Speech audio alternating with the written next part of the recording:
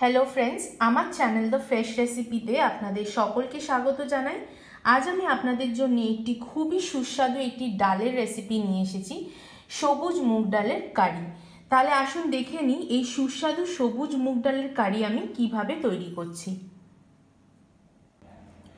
সবুজ মুগ ডালের কারি বানানোর জন্য এখানে আমি 1 কাপ মুগ ডাল নিয়ে নিয়েছি। মুগ ডালটা আমি ওভারনাইট জলে ভিজিয়ে রেখেছিলাম।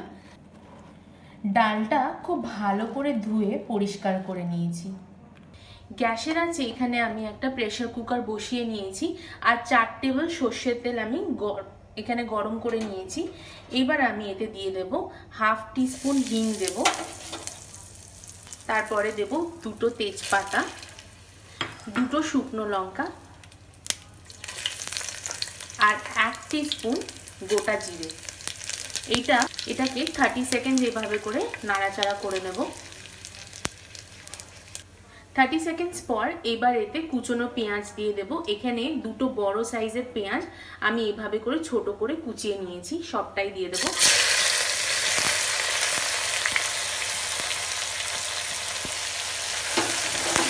ভালোভাবে এটা নাড়িয়ে নিতে হবে আর এটাকে আমি হালকা গোল্ডেন ব্রাউন হওয়া পর্যন্ত পেঁয়াজটাকে আমি ভেজে নেব।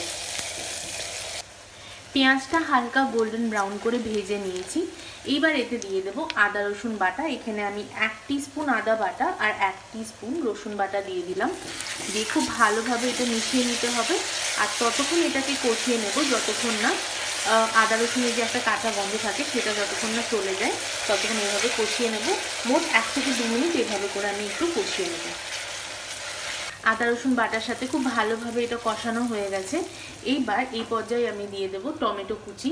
এখানে আমি 2টো মিডিয়াম সাইজের টমেটো এইভাবে করে কেটে রেখেছি, এটা দিয়ে দিলাম। দিয়ে দেওয়ার পর এবার এতে কিছু শুকনো মশলা অ্যাড করব। এখানে রয়েছে হাফ টিস্পুন লঙ্কার গুঁড়ো, হাফ টিস্পুন জিরের গুঁড়ো, 1 টিস্পুন রয়েছে ধনের গুঁড়ো আর হাফ টিস্পুন হলুদ গুঁড়ো। এখানে আমি লঙ্কার গুঁড়োটা একটু কম নিয়েছি কারণ ফোড়নে অলরেডি আমি শুকনো লঙ্কা কিন্তু ফোড়নে দিয়েছি, তো লঙ্কার ঝালটা একটু আপনাদের স্বাদ অনুযায়ী দেবেন। তবে ডালে কিন্তু খুব বেশি ঝাল হলে ভালো লাগে না, আর দিয়ে দেব 1 চামচ নুন। নুন দেওয়ার পর খুব ভালোভাবে মিক্স করে নিতে হবে আর এই মশলাটাকে আমি খুব ভালোভাবে এবার লো টু মিডিয়াম ফ্লেমে অ্যাডজাস্ট করে আমি মশলাটা কষিয়ে নেব।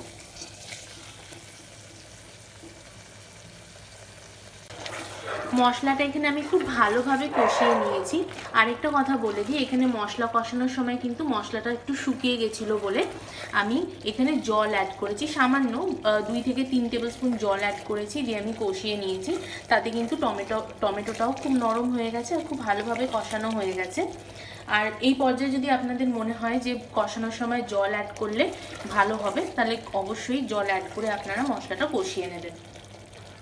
এইবার এতে মুগ ডালটা দিয়ে দেব।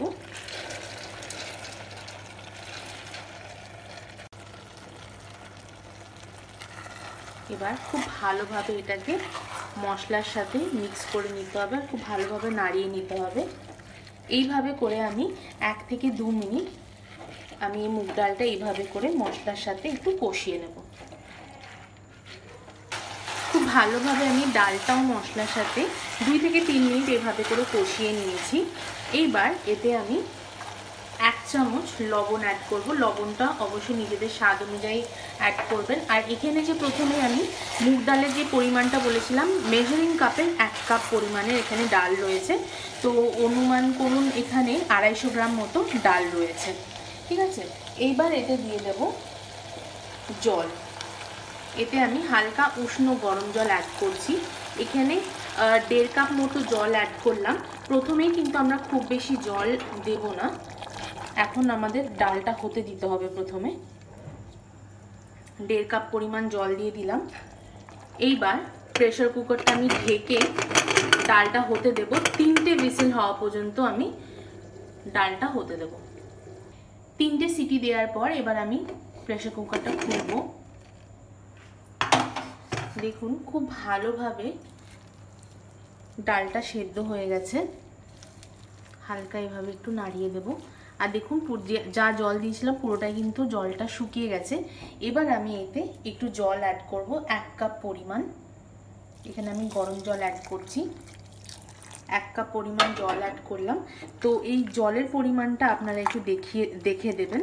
আপনারা যদি রুটি দিয়ে খান তবে খুব বেশি জল জল না করলেও হয়, আর যদি আপনারা ভাত দিয়ে খান তাহলে একটু এরকম জল রাখলে তাহলে ভালো হয়। এইবার এতে অ্যাড করব 1/2 টিস্পুন গরম মশলার গুঁড়ো, দিয়ে খুব ভালোভাবে নাড়িয়ে নেব।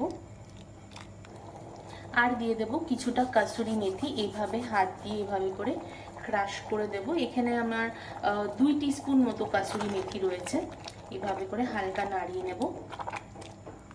আর দিয়ে দেব এখানে 1 চামচ ঘি।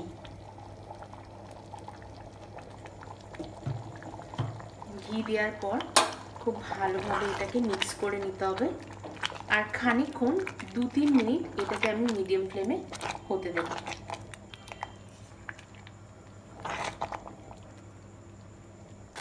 2-3 মিনিট হয়ে গেছে, খুব ভালো করে এটা রান্নাও হয়ে গেছে।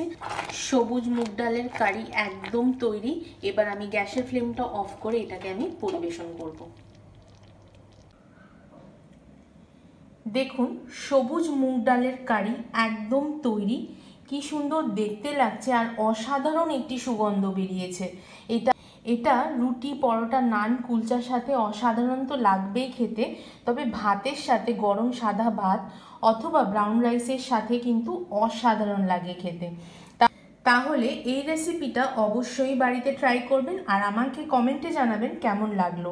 আর এই ভিডিওটা ভালো লাগলে অবশ্যই ভিডিওটাকে লাইক করবেন, শেয়ার করবেন আর সাবস্ক্রাইব করার অনুরোধ রইল। তাহলে আজ ভিডিওটা এখানেই শেষ করছি, আবারও আসবো আরেকটি নতুন রেসিপি নিয়ে। আপনারা খুব ভালো থাকবেন, সুস্থ থাকবেন, ধন্যবাদ।